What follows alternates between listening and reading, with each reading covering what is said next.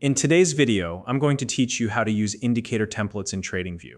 Whether you're a beginner looking to simplify your charting experience or a seasoned trader aiming to save time, mastering templates in Tradingview can make your workflow far more efficient. Templates allow you to save and reapply specific indicator setups with just a few clicks, making it easier to focus on analyzing the market. If you're new to Tradingview, you can use the link in the description to sign up and follow along. Now let's get started.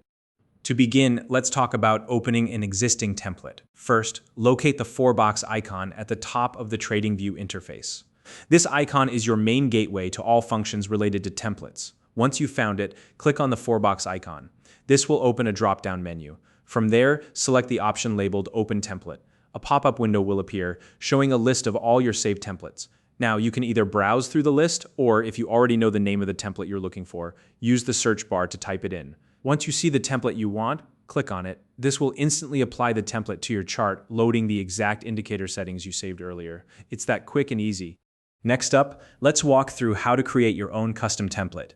Start by clicking the Indicators button at the top of your chart. This will open the search bar where you can look for indicators to add. In the search bar, type Supertrend and click on it to add it to your chart.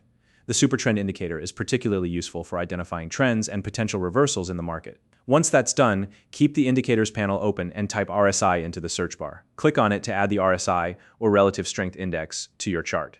The RSI is great for spotting conditions where the market might be overbought or oversold.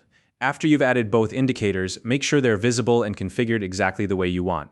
When you're happy with your setup, go back to the 4-box icon at the top of the interface. Click on it once more and select Save Template.